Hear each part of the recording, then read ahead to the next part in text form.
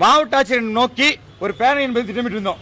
ஏறக்குறைய பாத்தீங்கன்னா சேலத்தின் குடிநீரை சூயஸ் என்ற பன்னாட்டு நிறுவனத்திற்கு ஏறக்குறைய 26 ஆண்டுகளுக்கு வந்து குத்தகைக்கு விட்டுருக்காங்க.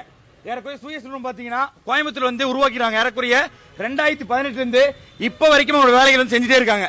இதுக்கு முன்னாடி வந்து பாத்தீங்கன்னா அவங்க கோட் பண்ண அமௌண்ட் வந்து 150 கோடி அதிகமாக தரன்னு சொல்லி கோட் பண்ணி மறுபடியும் வாங்கிருக்காங்க. இப்படி இருக்கும் பட்சத்தில் சூயஸ் நிறுவனத்தை வந்து அனுமதிக்க கூடாதுன்னு சொல்லிட்டு டிஓஎஸ்ஐ போராட்டம் ஒண்ணு. ரெண்டாவது கேட்டீங்கன்னா குடிநீர் என்பது அடிப்படை உரிமை. அப்படிப்பட்ட உரிமையை வந்து தனியார் கொடுக்க எப்படி ஏத்துக்க முடியும்?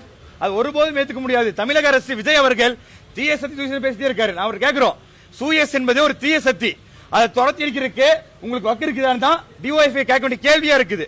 உடனடியாக தமிழக அரசு சேலம் மாநகராட்சி சூயஸ் செஞ்ச ஒப்பந்தத்தை உடனடியாக திரும்ப பெற வேண்டும். அவ்வாறு பெறாவிட்டால் டிஓஎஸ்ஐ தொடர்ச்சியாக போராட்டம் நடத்தும்.